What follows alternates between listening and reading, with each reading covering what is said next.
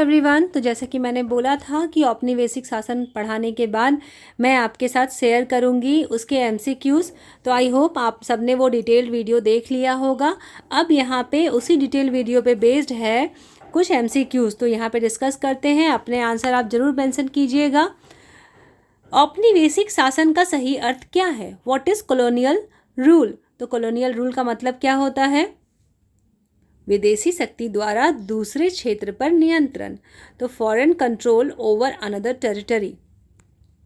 Next question we have, Bharat में company की राजनीतिक शक्ति का विस्तार में कौन सी घटना महत्वपूर्ण थी?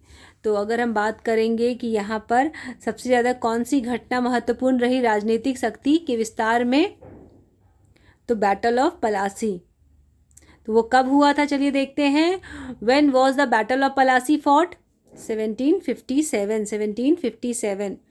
बक्सर का युद्ध कब हुआ था? When was the battle of Buxar fought? 1764। 1765 company का कौन सा महत्वपूर्ण अधिकार मिला? तो कंपनी को कौन से महत्वपूर्ण अधिकार मिले? तो दीवानी अधिकार। तो स्थायी बंदोबस्त कब लागू हुआ? 1793, ऑप्शन नंबर सी। अस्थायी बंदोबस्त किससे जुड़ा हुआ था? तो हम लोग पढ़े थे उसमें लॉर्ड कॉर्नवालिस। रैयतवाड़ी व्यवस्था में राजस्व किससे सीधा लिया जाता था? तो किसान से। राजस्व की बात जब भी आए ना तो किसान को ही मानना है। रैयतवाड़ी व्यवस्था में किसका नाम विशेष रूप से जुड़ा हुआ है? तो रैयतवाड़ी में तो आप जान ही रहे हैं, थॉमस मुनरो से।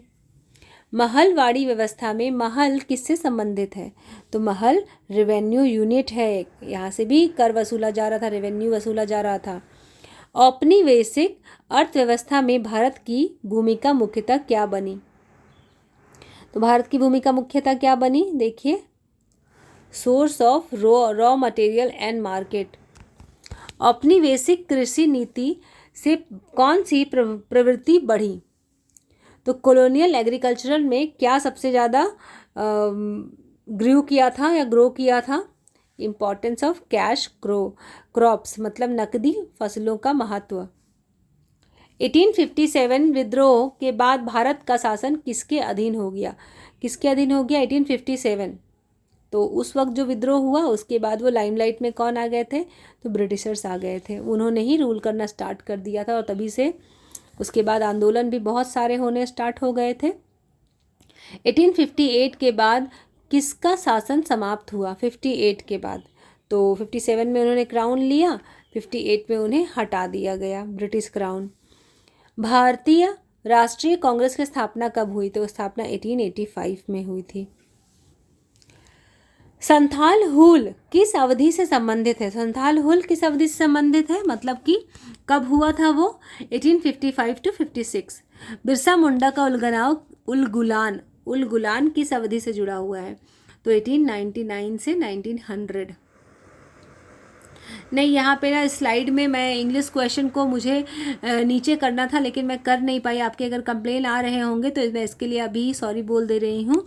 मैंने स्लाइड स्टार्ट करने से पहले देखा ही नहीं कि मुझे एक लाइन में नहीं मेंशन करना चाहिए था, मुझे उसे नीचे कर देना चाहिए था एंटर करके।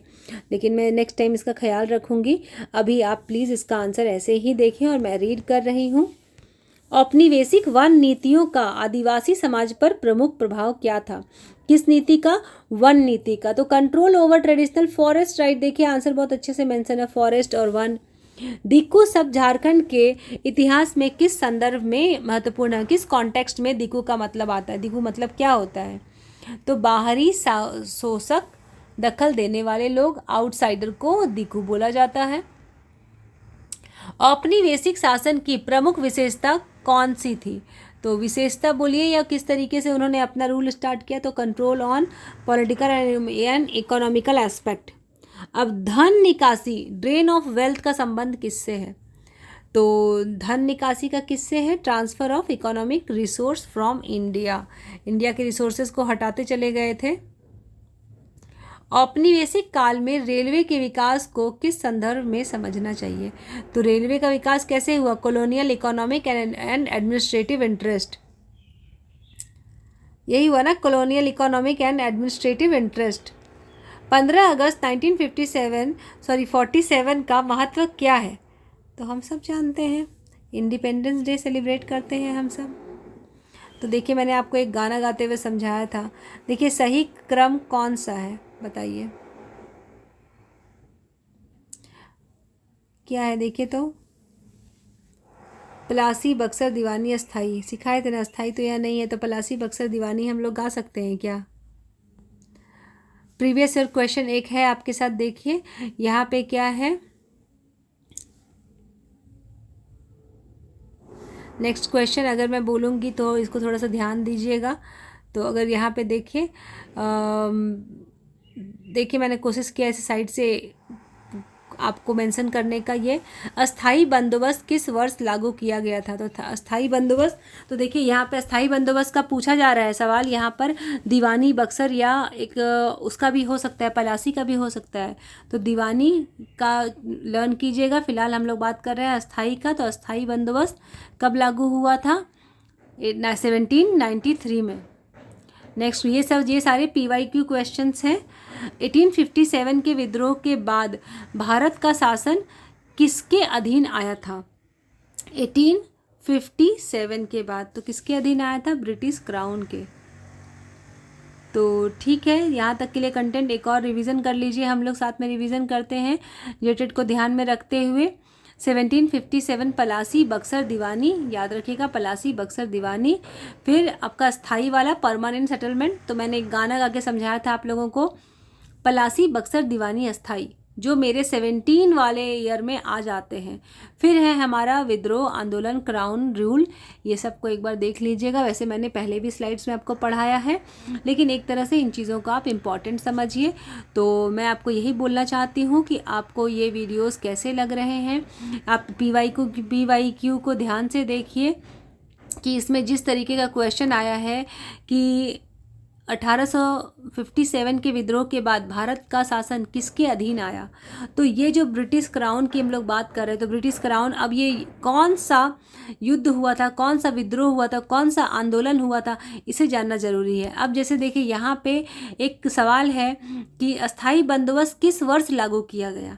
तो अगर यहाँ पे बात अस्थाई बंदोबस्त का हो रहा है, जिसमें कि जवाब हमारा 1793 है, और मैंने बार बार आपको एक गाना गा के समझाया, पलासी बक्सर दीवानी और अस्थाई, तो ये सारे 17 के टाइम में आ रहे हैं। और मैंने हायरार्की में गाना गा के आपको समझाया है पलासी बक्सर दीवानी अस्थाई। तो यहाँ पर पलासी के अलावा, जैसे कि यहाँ पर स्थाई बंदोबस्त लिखा हुआ है, तो आप इसके अलावा पलासी युद्ध को याद रखिए, बक्सर को याद रखिए, दीवानी को याद रखिए, इसको याद कर। और ये सारे के सारे 17 टाइम के हैं, 17 ईयर के आसपास के हैं। तो इसलिए मैंने इन चारों को ही सिर्फ आपके एक निमोनिक्स, एक गाना गा के बताया। तो मैं उसी के साथ आज एंड कर रही हूँ। Thank you so much for watching this video. Plassey Buxar दीवानी अस्थाई, अगर आपको बहुत अच्छा लगे तो प्लीज़ आप भी कमेंट बॉक्स में ऐसे ही लिख के जाइए, पलासी बक्सर दीवानी अस्थाई। आप बहुत खुश हैं, बहुत अच्छे से लर्न कर लिए हैं, तो ईयर भी ज़रूर मेंशन कीजिएगा। तो thank you so much for watching this video. I hope you are liking my videos.